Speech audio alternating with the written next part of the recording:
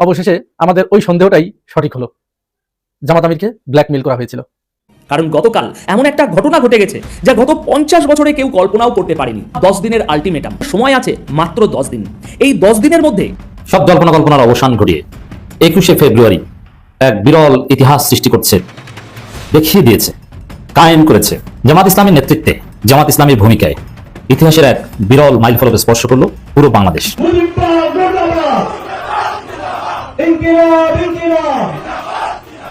এইরকম ঘটনা বাংলাদেশের জীবনে কখনো জামাত ইসলাম দলগতভাবে করেনি বা সংসদের বিরোধী দল হিসেবে করেনি। স্বাধীনতার পর থেকে আজ পর্যন্ত চলছে সেই দলের নেতা যদি বলে যে ইনকিলাব জিন্দাবাদ চলবে না, তাহলে এই বাংলাদেশের জনগণ আপনাদেরকে লাল কার্ড দেখাতে চায়। ওই চাঁদাবাজ মুর্দাবাদ, ওই চাঁদাবাজ মুর্দাবাদ। আপনাদেরকে এখন একটু ভয় ডর পেয়ে কথা বলার দিন কিন্তু শেষ হয়ে গিয়েছে। রাষ্ট্রমন্ত্রী সালাউদ্দিন আহমেদকে আমি ওপেন চ্যালেঞ্জ করছি, তিনি যদি গণভোটকে অবৈধ প্রমাণ করতে পারেন, আমিও প্রমাণ করব তিনি একজন অবৈধ স্বরাষ্ট্রমন্ত্রী এবং তার পুরো cabinet including the prime minister, প্রধানমন্ত্রী সহ অবৈধ। আওয়ামী লীগের সকল অফিস খুলে দেওয়ার সত্ত্বেই ভারতের ফার্স্ট লিস্টে মন্ত্রী পরিষদে জায়গা পেয়েছেন স্বরাষ্ট্রমন্ত্রী সালাউদ্দিন। কথাটি আজকে প্রশ্ন তুলেছিলাম, ডক্টর খলিল হঠাৎ ইলেকশনের আগে কেন ইন্ডিয়াতে গেলেন, কি আলোচনা করে আসলেন, জাতির সামনে প্রকাশ করেননি। আজও সেটা ধোঁয়াচ্ছন্ন, এক বিন্দু রক্ত থাকা পর্যন্ত ভারতে আধিপত্যবাদ আমরা মেনে নেব না ইনশাআল্লাহ। প্রিয় দর্শক, বর্তমান বিদ্যুৎ মন্ত্রী ইকবাল হাসান টুকু তিনি গতকালকে সিরাজগঞ্জে একটি ভাষণে বা বক্তব্যের মধ্যে তিনি বলেছেন ইনকিলাব জিন্দাবাদ এই শব্দটি সাধারণ জনগণ বা সকলের মুখেই আনা যাবে না, এই শব্দটি নাকি বিধর্মী শব্দ। প্রিয় দর্শক, এই কথাটি বলার পর থেকে কিন্তু সামাজিক মহলে বা সোশ্যাল মিডিয়ায় আলোচনার ঝড় সৃষ্টি হয়েছে এবং এর প্রতিবাদ কিন্তু ইতিমধ্যে ইনকিলাব মঞ্চ সহ 11 দলীয় যে ঐক্য জোটগুলো ছিল, জামাত থেকে শুরু করে এনসিপি, সকলেই কিন্তু এর প্রতিবাদ জানিয়েছে এবং ইতিমধ্যে কিন্তু তার পতনের জন্য বা তাকে বহিষ্কার করার জন্য জনাব তারেক রহমান বরাবর একটি প্রতিবেদনও পেশ করেছে, এরকমটি জানাচ্ছে কিন্তু গণমাধ্যম। প্রিয় দর্শক, আপনার মূল্যবান মতামতটি কি? ইকবাল হাসান টুকু যে এই কথাটি বলেছে, এই কথাটি বলা কি ঠিক হয়েছে তা অবশ্যই কমেন্টে জানিয়ে যাবেন এবং আপনি যদি মনে করেন যে এই কথাটি বলা ঠিক হয়েছে তাও অবশ্যই কমেন্টে জানিয়ে যাবেন। দর্শক, এছাড়াও ভিডিওর শুরুতে আরো যে ভিডিওর অংশবিশেষগুলো দেখে শুরু করেছিলাম সেই ভিডিওর বিস্তারিত আলোচনা দেখে আসি। তবে তার আগে বলি, যারা এখন এই চ্যানেলটি সাবস্ক্রাইব করেননি তারা সাবস্ক্রাইব করে পাশে থাকা বেল আইকনটি বাজিয়ে দিবেন, আর যারা ইতিমধ্যে চ্যানেলটি সাবস্ক্রাইব করে রেখেছেন তাদেরকে অসংখ্য ধন্যবাদ। তো চলুন দর্শক, আমরা একটা লাইক দিয়ে ধারাবাহিকভাবে ভিডিওর সকল বিস্তারিত আলোচনা দেখে আসি। বিএনপি ভুলে গিয়েছে যে এটা 24-এর পরবর্তী বাংলাদেশ, এটা জুলাই গণঅভ্যুত্থান পরবর্তী বাংলাদেশ। এই বাংলাদেশে এখন আর কোনো কিছু চাপিয়ে দিয়ে, আপনার মতো ইতিহাস বর্ণনা করে জনগণের উপরে চাপিয়ে দিয়ে আপনি নতুন কিছু সৃষ্টি করবেন সেই চিন্তায় ঘুরে বালি। বাংলাদেশের যুব সমাজ, বাংলাদেশের ছাত্র সমাজ, বাংলাদেশের নারী সমাজ, বাংলাদেশের সাধারণ জনতা আজ ইনকিলাব জিন্দাবাদের পক্ষে আর চাঁদাবাজ মুর্দাবাদের বিপক্ষে দাঁড়িয়েছে। যারা চাঁদাবাজ তাদের বিপক্ষে জনগণ স্পষ্টভাবে দাঁড়িয়ে গিয়েছে, আর সেই মুহূর্তে দাঁড়িয়েছে যেই মুহূর্তে আপনারা ইনকিলাব জিন্দাবাদের স্লোগান বাংলাদেশে চলতে দিবেন না। কত বড় দুঃসাহস! রক্তে গড়া এই বাংলাদেশ 24-এর গণঅভ্যুত্থানে হাজার হাজার শিক্ষার্থী যেখানে জীবন দিয়েছে, রক্ত দিয়েছে, সেই শিক্ষার্থীদের জীবনের উপরে ভিত্তি করে আজকের রাষ্ট্র ক্ষমতায় এসে আপনি মন্ত্রিত্ব পেয়েছেন, আর আপনি বলছেন এই দেশে ইনকিলাব জিন্দাবাদ চলতে পারবে না। তাহলে চলবে কি আপনার বানানো সেই সকল স্লোগান, যে স্লোগান দিতে গেলে একজন নেত্রী দেশ থেকে পালিয়ে গিয়েছে? এই বাংলাদেশে নতুন করে চাপিয়ে দেওয়া সংস্কৃতি বন্ধ করতে হবে। এদেশের মানুষ ইনকিলাব জিন্দাবাদ বলেই 24-এর গণঅভ্যুত্থানে বিজয় অর্জন করেছে। এদেশের ছাত্র জনতা রাজাকার রাজাকার বলেই, তারপরে অতিরঞ্জিত রাজাকার বলার কারণে আপনাদের সেই রাজাকারটাকে তারা অ্যাকসেপ্ট করে, তারপরে তার বিরুদ্ধাচরণ করে, তারপরে মিছিল করে সেই রাজাকারকে গলায় বলিয়ে দিয়ে তারপরে তারা কিন্তু বাংলাদেশকে স্বাধীন করেছে। অতএব শব্দচয়ন করার ক্ষেত্রে আপনাদেরকে সতর্ক দৃষ্টি না থাকলে আপনাদের অস্তিত্ব বাংলাদেশে থাকবে না। মাত্র 3 দিন হইল গভর্নমেন্ট, আপনারা আসলেন। এই গভর্নমেন্ট 3 দিনের মধ্যে যে ধরনের অতি কথন করলেন, একজনে তো রাস্তায় রাস্তায় চাঁদা উঠানোকে জায়েজ মনে করে দিলেন, সমঝোতার ভিত্তিতে চাঁদা তুলতে পারবেন, মানে সমঝোতার ভিত্তিতে যেটা উঠানো হয় সেটা চাঁদা না। আর আজকে আপনি আসলেন ইনকিলাব জিন্দাবাদকে গ্রহণ করবেন না। আপনি আপনার দলের মধ্যে কয় ধরনের নাম আছে? বাংলাদেশ জিন্দাবাদ বলতে বলতে মুখে ফেনার তুলতে তুলতে যেই দলটি স্বাধীনতার পর থেকে আজ পর্যন্ত চলছে, সেই দলের নেতা যদি বলে যে ইনকিলাব জিন্দাবাদ চলবে না, তাহলে এই বাংলাদেশের জনগণ আপনাদেরকে লাল কার্ড দেখাতে চায়। ওই চাঁদাবাজ মুর্দাবাদ, ওই চাঁদাবাজ মুর্দাবাদ। আপনাদেরকে এখন আর কেউ ভয় ডর পেয়ে কথা বলার দিন কিন্তু শেষ হয়ে গিয়েছে। কারণ এই ভয় ডর, এটা 24-এর ওই বিপ্লবের সময় জনগণ বাসার ভিতরে রেখে এসে তারপরে রাস্তায় নেমেছে। সাধারণ শিক্ষার্থীরা জীবন দিয়ে শিখিয়ে গিয়েছে, শহীদরা জীবন দিয়ে শিখিয়ে গিয়েছে, দেশের জন্য লড়তে জানে, দেশের জন্য মরতে জানে। অতএব বাংলাদেশের প্রত্যেকটি জায়গায় মরে মরে ইনকিলাব জিন্দাবাদ চলবে এবং আমি মনে করি এই ইনকিলাব জিন্দাবাদের শব্দচয়নের মাধ্যমেই ওদের পতন নিশ্চিত হবে। যারা যারা অতি কথন করতে গিয়ে আমাদের দেশের সভ্যতা, সংস্কৃতি, আমাদের দেশের মানুষের মূল্যবোধকে হারিয়ে দিতে চান, তারা এখন থেকেই সতর্কতা অবলম্বন করুন, কারণ আপনাদের ওই কথায় জনগণ আর পড়তে চায় না। আমরা মনে করেছিলাম যে একটি সুন্দরভাবে বাংলাদেশকে বিনির্মাণের জন্য সরকারি দল, বিরোধী দল সবাই মিলে ঐক্যবদ্ধ একটি সোনার বাংলাদেশ বিনির্মাণে হয়তো কিঞ্চিত সময় আমরা আরামায়েশে থেকে তারপরে নির্বাচন আসলে আবার মাঠে ময়দানে নামবো। কিন্তু আমার তো মনে হচ্ছে নিজেরাই নিজের পায়ে কুড়াল মেরে তারপরে জনগণকে আবার ফুসিয়ে তুলছে, ফুসিয়ে উঠাচ্ছে। আজকের ফেসবুক জুড়ে বাংলাদেশের প্রত্যেকটি মানুষের কণ্ঠে এখন উদিত হচ্ছে ইনকিলাব জিন্দাবাদের কথা আর চান্দাবাজ মুর্দাবাদের কথা। অতএব এই চাঁদাবাজ মুর্দাবাজরা এখন থেকেই সতর্কতা অবলম্বন করুন। আর ইনকিলাব জিন্দাবাদের সৈনিকরা বাংলাদেশে ইনকিলাবকে প্রতিষ্ঠার জন্য, আমাদের এই সংগ্রামকে চালিয়ে যাওয়ার জন্য আপনারা আপনাদের জায়গা থেকে বলিষ্ঠ ভূমিকা এবং প্রতিবাদী কণ্ঠ নিয়ে আবার ঝাঁপিয়ে পড়ুন। আমাদের এখন আর চুপ থাকার সময় হবে না। এই বাংলাদেশে নারায়ে তাকবীরের স্লোগান হবে, আল্লাহু আকবারের স্লোগান হবে, এই বাংলাদেশে ইনকিলাব জিন্দাবাদের স্লোগান হবে, এই বাংলাদেশে গোলামি না আজাদি, আজাদির স্লোগান হবে। আমরা আজাদির পক্ষে থাকবো, আমরা ইনকিলাব জিন্দাবাদের পক্ষে থাকবো, আমরা বাংলাদেশ জিন্দাবাদের পক্ষে থাকবো, আমরা এই বাংলাদেশের নারায়ে তাকবীর আল্লাহু আকবারের পক্ষে থাকবো। অতএব যারা পাশের দেশে গিয়ে নিজের জায়গা জমি বিক্রি করে এসে মন্ত্রিত্ব নিয়েছেন আর এই দেশের কাউকে না কাউকে কোনোভাবে বিকৃত করে এদেশের সংস্কৃতিকে ধ্বংস করতে চাবেন, তারা কিন্তু পারবেন না। অতএব বাংলাদেশের সকল নাগরিকরা এই ইনকিলাব জিন্দাবাদের পক্ষে থেকেই দেশকে বিনির্মাণ করবে ইনশাআল্লাহ। সবাই যার যার জায়গা থেকে এখন থেকে ফেসবুক, ইউটিউব সমস্ত জায়গাগুলোতে ইনকিলাব জিন্দাবাদের আওয়াজ তুলুন আর ওই চান্দাবাজ মুর্দাবাজদের কবর রচনা করুন। জামাত ইসলামের নেতৃত্বে, জামাত ইসলামীর ভূমিকায় ইতিহাসের এক বিরল মাইলফলক স্পর্শ করলো পুরো Bangladesh. Not only Jamaat Islami, including Tarique Rahman, the prime minister of Bangladesh, পুরো বাংলাদেশ। কিন্তু চরমনাইয়ের ফতোয়াবাজি ব্যর্থ, চরমনাই অপ্রাসঙ্গিক হয়ে গেল। চরমনাইয়ের ফতোয়াবাজির আর কোনো দাম নেই। দর্শক, আপনারা খেয়াল করেন না যে বাংলাদেশে কি ঘটে গেছে? আপনারা অনেকে ব্যস্ত আছেন যে জামাতের আমির শহীদ মিনারে গেছে, ফুল দিয়েছে, এটা নিয়ে। কিন্তু পুরো বাংলাদেশের যে একটা প্যারাডাইম শিফট হয়ে গেছে, এটা খেয়াল করেনি। এবং বামপাড়া এবং শাহবাগ পাড়ায় যে কি নীরব কান্না, এটা খেয়াল করেনি। বাংলাদেশে শাহবাগী কালচারের কবর রচিত হয়েছে, যেটা আওয়ামী কালচারের অন্যতম একটা স্তম্ভ, আওয়ামী কালচারের ধারক বাহক, প্রচারক শাহবাগ। সেই শাহবাগ কিন্তু নাই, ধ্বংস হয়ে গেছে। এমন মাইন্ডে চেপে বলেছে যে তারা জামাতের বিরুদ্ধে এখন তেমন কিছু বলতে পারছে না, কান্নাকাটি করতে পারছে না। হে বটবৃক্ষ, এটা বলে আর কান্না করতে পারছে না। একটু চিন্তা করেন, আমি মূল ঘটনায় আসি।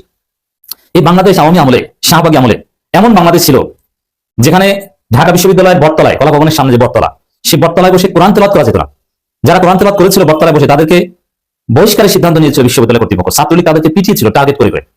আপনি চিন্তা করেন কোন বাংলাদেশে আমরা বাস করতাম, যে বাংলাদেশের একটা ভূখণ্ডে একটা জায়গায় বসে আপনি কোরআন তেলাওয়াত করতে পারবেন না। এটা কি বাংলাদেশ না ইসরায়েল? হ্যাঁ, দিস ওয়াজ বাংলাদেশ। তখন একদল ওই শাহবাগী আওয়ামী কালচারের ধারক বাহক, ওই শাহবাগী বাম দাম, এদের সব কলকাতা মন্ত্রী, এদের সব ঘুরায়, এরা কান্নাকাটি শুরু করেছিল। এই জন্যই কি বাংলাদেশটাকে স্বাধীন করেছিলাম? হে বটবৃক্ষ, ক্ষমা করো। মনে আছে এইসব ডায়লগ? সেই বাংলাদেশে এখন স্বয়ং মাননীয় প্রধানমন্ত্রী শহীদ মিনারে দাঁড়িয়ে হাত তুলে আল্লাহর কাছে দোয়া করেন। দেখেন, ওরা যদি এই কাজটা যদি আমিরে জামাত করতো, বাংলাদেশ থিওক্রেটিক রাষ্ট্র হয়ে গেছে, বাংলাদেশ গেছে সাম্প্রদায়িক রাষ্ট্র, বাংলাদেশ আফগানিস্তান। এই সব ফতোয়া নিয়ে হাজির হতো এই শাহবাগীরা, প্রথম আলো ব্যারিস্টার বিরাট বিরাট কলাম নিয়ে হাজির হতো, বাংলাদেশ আফগানিস্তান হয়ে গেছে। ওই যে বলেছিলাম জামাত ক্ষমতা আসলে ঢাকা হবে আফগান, হয়েছে। এই যে দেখেন শহীদ মিনারে দাঁড়িয়ে হাত তুলে দোয়া করেন। রাষ্ট্রীয় কালচারে ইসলামকে ধরে রাখা, এটা কতটা কঠিন। গত 15 বছরের দিকে তাকান, বটতলায় কোরআন তেলাওয়াত এটা মানা যায় না, এটা মানতো না, রাষ্ট্র এটাকে টলারেট করতো না। এর মানে পাবলিক স্পেয়ারে, রাষ্ট্রীয় বিভিন্ন আচার অনুষ্ঠানে, গুরুত্বপূর্ণ জায়গায় শাহবাগিতা ধরে রাখতে হবে, এটা তাদের কালচারাল যুদ্ধ, এবং ওইটা ধরে রাখতে না পারলে তাদের ফেসিজম ন্যারেটিভ চলবে না। সেই জায়গায় এখন প্রধানমন্ত্রী হাত তুলে দোয়া করেন শহীদ মিনারে দাঁড়িয়ে, প্রধান বিরোধী দলীয় নেতা জামাতের আমির হাত তুলে দোয়া করেন, এমপিরা হাত তুলে দোয়া করেন, 3 বাহিনীর প্রধান হাত তুলে দোয়া করেন। আপনি চিন্তা করেছেন বাংলাদেশটা কোথায় গেছে? তো দর্শক, এটা কেন সম্ভব হয়েছে? ইসলামপন্থীদের পদচারণার কারণে সম্ভব হয়েছে। ইসলামপন্থীরা ওখানে গেছে। দেখেন, আমিরে জামাত শহীদ মিনারে গেছে, এটা অনেকের হৃদয় খান খান হয়ে গেছে। কিন্তু ওই শাহবাগীদের সাথে যোগ দিয়েছে চরমনাইরা। মজার বিষয়, এখানে একটা সমীকরণ দেখাই। চরমনাই এটা সহ্য করতে পারছে না, জামাত শহীদ মিনারে গেছে। প্রথমত চরমনাই ছেলেরা, ইসলামী ছাত্র আন্দোলনের ছেলেদের দেখলাম, এটা এখন নিয়মিতই তারা করে। শহীদ মিনারে যখন ফুল টুল শেষ হয়, বিকালের দিকে বা দুপুরের পর তারা কোরআন তেলাওয়াত করে। এখানে একটা বিষয় স্পষ্ট যে শহীদ মিনারে যাওয়াটাকে তারা বৈধতা দিয়েছে। তবে শহীদ মিনারে যাওয়ার পর কি করবে এটা নিয়ে একটা তো শহীদ মিনারে চরমনাই যায়, জামাত যায়। জামাত আগে যেত না, চরমনাই আগে থেকে যায়। ওকে, এখন শহীদ মিনারে যে তারা কোরআন তেলাওয়াত করে আর জামাত হাত তুলে আল্লাহর কাছে দোয়া করে। পার্থক্য আছে কোথাও? কোনো পার্থক্য নেই। তাহলে ফতোয়াবাজি করেন কেন? জামাতের বিরোধিতা খাতির বিরোধিতা করেন। একটা জায়গায় পার্থক্য, ফুল দেয়া। ফুল দেয়া হারাম, ফুল দেওয়া যাবে না, এটা আপনি কোথায় পেয়েছেন? দলিল দেন। বরং ফুল দেওয়ার আগে শহীদ মিনারে যাওয়া, ওই যে মিনার স্তম্ভ, কেউ বলে খাম্বা পূজা, ওই খাম্বার সামনে যাওয়া। এখন খাম্বা বললে আবার সরকারি দল কিনা কেঁপে যায়, কারণ মাননীয় প্রধানমন্ত্রী খাম্বা অ্যাজেক্টিভ আছে। যাই হোক, এটা ইন্টারন্যাশনাল জার্নালি বলেছে, আমরা কি বলবো। এখন এখানে মূল খাম্বা বা মিনার, এই জায়গাটা নিয়ে অনেকের আপত্তি, কিন্তু সেই জায়গাটা নিয়ে চরমনাই আপনাদের তো আপত্তি নেই, আপনাদের সেখানে যান, যে কোরআন তেলাওয়াত করেন। জামাত সেখানে যে আল্লাহর কাছে হাত তুলে দোয়া করে। তাহলে পার্থক্যটা কোথায়? পার্থক্য হচ্ছে পুস্তস্তবক অর্পণ করেছে, এটা করা যাবে না। এখন যেখানে যাওয়া যাবে সেখানে ফুল দেওয়া যাবে না, দলিল দেখান। চরমনাই যে উসুল, আহলে হাদিসের উসুলে এটাকে আপনি শিরক বিদআত বলতে পারেন। একমাত্র আহলে হাদিসের অধিকার আছে এটার বিরুদ্ধে ফতোয়া দেওয়ার। চরমনাইয়ের উসুলে, দেওবন্দি উসুলে ফতোয়া দেওয়ার অধিকার নাই। এইসব ফুল দেওয়া বা এই কাজ দেওবন্দের একমাত্র রাষ্ট্র ক্ষমতার ধারক আফগানিস্তানের তালেবানরা এটা করে। অতএব আপনি বলে তার বিরুদ্ধে ফতোয়া দেন, নাম্বার 1। দ্বিতীয় হচ্ছে, দেওবন্দি উসুলে বেদাত সাব্যস্ত করতে হলে বেদাত হওয়ার দলিল লাগে, আর আহলে হাদিস উসুলে বেদাত সাব্যস্ত করতে হলে দলিল না থাকলে সেটা বেদাত। এই পার্থক্য আছে। তাহলে ফুল দেওয়া বেদাত, ফুল দেওয়া যাবে না, এর সপক্ষে দলিল দেখান। সুন্নিদের কাছে এটা জায়েজ। এখানে আসলে চরমনাই বিরোধিতার জায়গা নাই, কারণ তারা শহীদ মিনারে যায়। রাষ্ট্রমন্ত্রী সালাউদ্দিন আহমেদকে আমি ওপেন চ্যালেঞ্জ করছি, তিনি যদি গণভোটকে অবৈধ প্রমাণ করতে পারেন, আমি প্রমাণ করব তিনি একজন অবৈধ স্বরাষ্ট্রমন্ত্রী এবং তার পুরো cabinet, including the prime minister, প্রধানমন্ত্রী সহ অবৈধ। পলিসি রিভিউতে আসেন, আমি প্রমাণ করবো যে আপনারা অবৈধ। যদি আপনারা বলেন যে জুলাই সনদ বা গণভোট অবৈধ, আমি স্মরণ করে দিচ্ছি আপনাদের ইতিহাস। শহীদ প্রেসিডেন্ট জিয়াউর রহমান 1977 সালের 21 এপ্রিল তিনি স্বাধীন বাংলাদেশের প্রেসিডেন্ট হয়েছেন, রাষ্ট্রপতি হয়েছেন। তিনি কে ছিলেন প্রেসিডেন্ট করার আগে? তিনি ছিলেন martial law administrator, chief martial administrator, বা আপনার সামরিক যেটাকে আমরা বলতে পারি সামরিক আইন প্রণেতা বা সামরিক আইনের শাসক ছিলেন তিনি সারা দেশে ক্ষমতা নেওয়ার পরে মার্শাল ল বা সামরিক আইন জারি করেছেন। সো একজন সিএমএলএ তিনি নিজেকে রাষ্ট্রপতি ঘোষণা করে সামরিক আইন জারি করলেন এবং তার এই সামরিক আইন বৈধ কিনা সেটা জানতে তিনি গণভোটের আয়োজন করলেন, যেটাকে আমরা বলছি রেফারেন্ডাম। আসলে তিনি কবে করলেন? তিনি ক্ষমতা আসলেন 1957 সালের 21 এপ্রিল এবং গণভোট দিলেন 1970 সালের 30 মে, 1 মাস 9 দিনের মাথায়। গণভোটের মাধ্যমে তিনি কি জানতে চাইলেন? তিনি যে সামরিক আইন জারি করেছেন এটার প্রতি জনতা, বাংলাদেশের মানুষ সন্তুষ্ট কিনা, তার যে গৃহীত কার্যক্রম কর্মকাণ্ডের প্রতি মানুষ দেশের নাগরিক সন্তুষ্ট কিনা সেটা জানার জন্য তিনি হ্যাঁ এবং নায়ের গণভোট করলেন এবং তার প্রতি জনরায় আসলো, তিনি ক্ষমতায় থাকলেন। তো সাংবিধানিকভাবে একজন সিএমএলএ বা চিফ মার্শাল ল অ্যাডমিনিস্ট্রেটর কখনো রাষ্ট্রপতি হতে পারবেন না, সংবিধান নাই। একজন সিএমএলএ ক্ষমতায় এসে রেফারেন্ডাম দিতে পারবে না, গণভোট দিতে পারবে না, সংবিধান নাই। তাহলে কিভাবে হলো? There is a term called the doctrine of necessity. Something is unlawful but made lawful by the necessity. শহীদ প্রেসিডেন্ট জিয়াউর রহমানের তখন ক্ষমতায় আসার দরকার ছিল, তখন তার গণভোটের আয়োজন করা দরকার ছিল। সেটা আমরা আইনের পরিস্থিতি, দেশের পরিস্থিতি বিবেচনায় আমরা সেটাকে বৈধতা দিয়েছি। অভ্যুত্থান তো সংবিধান মেনে হয় না, অভ্যুত্থান সংবিধান মেনে হতো তাহলে 5 আগস্ট শেখ হাসিনা পালিয়ে যাওয়ার কথা না, 26 সালে নির্বাচনের কথা, নির্বাচন হওয়ার কথা সংবিধান 29 সালে।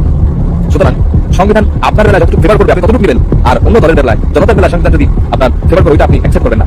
এটা তো পরিষ্কার বিচারিত, সেটা আপনাকে বলবো, পরিষ্কার করে দিচ্ছি। আপনার চিন্তা করেন, আপনি নিজে মুখে বলেছেন গণভোটে হ্যাঁ যুক্ত করতে বলেছেন আপনি জনতাকে এবং জুলাই সনদ বাস্তবায়ন করবেন। আপনারা সেই আজকে নিজে এবং আপনার দল একত্রে ঐক্য ঠাকুর করলো গণপরিষদে জুলাই সনদ বাস্তবায়নের জন্য, আর আপনারা বললেন কি আপনারা গণপরিষদ শব্দের জন্য নির্বাচিত নন। লজ্জা ধিক্কার আপনার, এত বড় বেইমানি যাতে সেটা কিভাবে করতে পারে?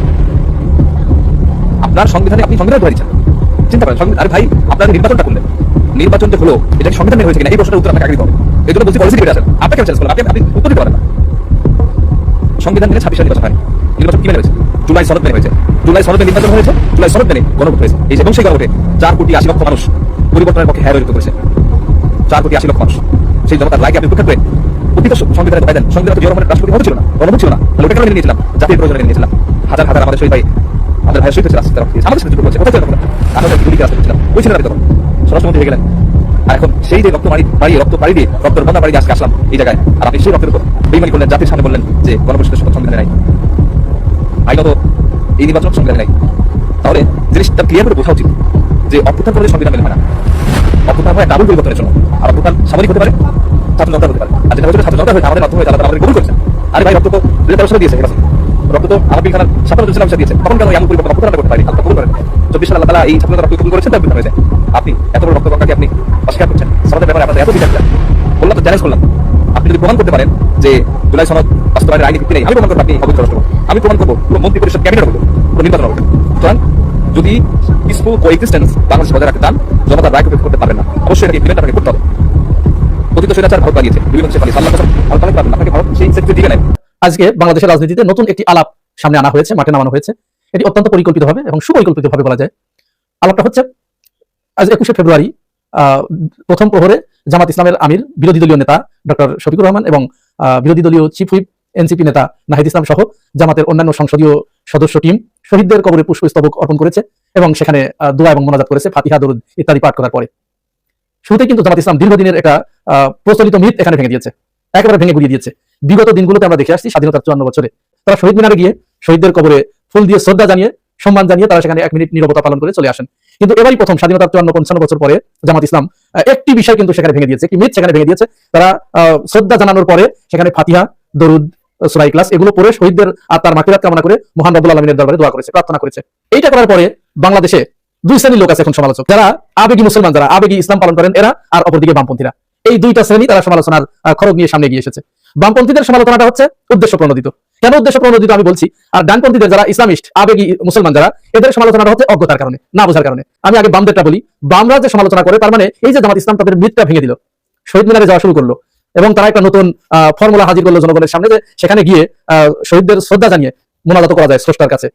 এই যে সার্বজনীন একটি বিষয়, এতে কি হলো? শহীদদের প্রতি শ্রদ্ধা জানানো হলো, তার বিরোধী দলীয় নেতা হিসেবে রাষ্ট্রীয় যে সাংবিধানিক দায়িত্ব কর্তব্য সেটিও পালন করা হলো, মুসলমানদের যে আবেগ, যে ইতিহাস, যে ঐতিহ্য এটিও রক্ষা করা হলো। এই যে জামাত ইসলাম ফুল দিতে গেল এবং শহীদদের প্রতি শ্রদ্ধা জানালো, এটা বামরা সহ্য করতে পারেনি। কেন বামরা সহ্য করতে পারেনি? কারণ বামরা তো সবসময় চায় যে এদেশের ইসলামপন্থী মানুষদেরকে জনগণ থেকে, মূলধারা রাজনীতি থেকে, মূলধারা থেকে ডিটাচ করতে।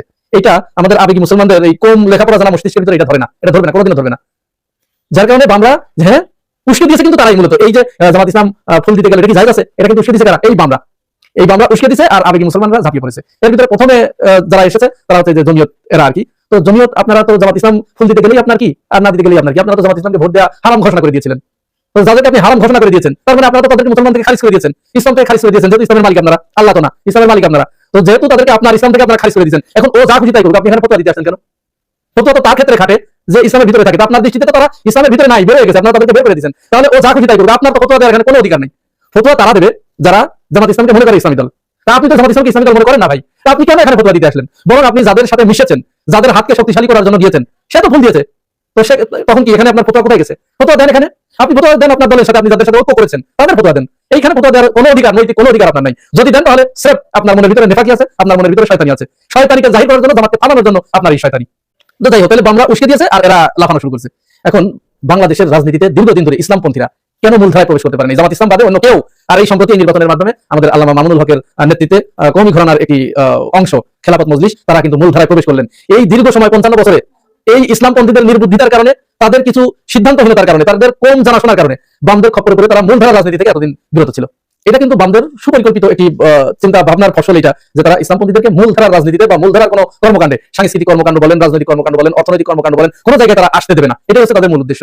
যার কারণে তারা এবার একেবারে সমালোচনার খড়গ নিয়ে ঝাঁপিয়ে পড়েছিল। ওখানেই জামাত আমিরকে প্রশ্ন করছে যে আপনারা তো জামাত কোনোদিন ফুল দিতে আসেন না, তাহলে আপনারা আজকে আসলেন কেন? তো জামাত আমির প্রথম প্রশ্নের জবাব দিয়েছে যে আমি এখানে এসেছি বিরোধী দলীয় নেতা হিসেবে, আমার তো সাংবিধানিক বাধ্যবাধকতা আছে। তো তারপর আবার ওই একই প্রশ্ন করছে, তখন বলছে আজকের এই পবিত্র দিনে আপনি অপবিত্র প্রশ্ন কেন করলেন? এই প্রশ্নটা আপনার করা উচিত না, এটা কি আমার দায়িত্ব নয়? তখন আর সে সটকে পড়েছে ওখান থেকে। তো মূলত এরা হচ্ছে বিতর্ক উস্কে দেওয়ার জন্য, জামাতকে কোণঠাসা করার জন্য, ইসলামপন্থীদেরকে কোণঠাসা করার জন্য এরা সবসময় চিন্তা ভাবনা করে যে কোনটা দিয়ে এদেরকে ঘায়ল করা যায়। এরা আজকে ঢাকার শহরে এই যে জামাতে মোনাজাত করেছে না, এইটার কারণে আজকে জামাতকে ঢাকার শহরে বাংলাদেশের সমস্ত গরুর দুধ নিয়ে এসে পবিত্র করে ফেলতো, ধুইয়ার জামাতকে নাস্তানাবুদ করে ফেলতো, যদি না তারেক রহমানও ঠিক ওই একই কাজ করতো। কারণ তারেক রহমান প্রধানমন্ত্রী, সেও কিন্তু ফুল দেওয়ার পরে মোনাজাত করেছে। এইটার কারণে ওদের মুখটা আপাতত বন্ধ হয়েছে। তাহলে আপনারা কি বুঝতে পারছেন আমার যারা ইসলামপন্থী ভাইরা খেলা কোন জায়গায় চলছে? প্রিয় দর্শক, আমি আশা করছি ভিডিওটি সম্পূর্ণ মনোযোগ সহকারে দেখেছেন। সেই সাথে ভিডিও সম্পর্কিত কোনো তথ্য বা মতামত থাকলে কমেন্ট বক্সে জানিয়ে যাবেন। আজকের মতন এখানে শেষ করছি, ফিরে আসছি আগামী দিনে নতুন একটি টপিক নিয়ে। সে পর্যন্ত সবাই ভালো থাকবেন, আল্লাহ হাফেজ।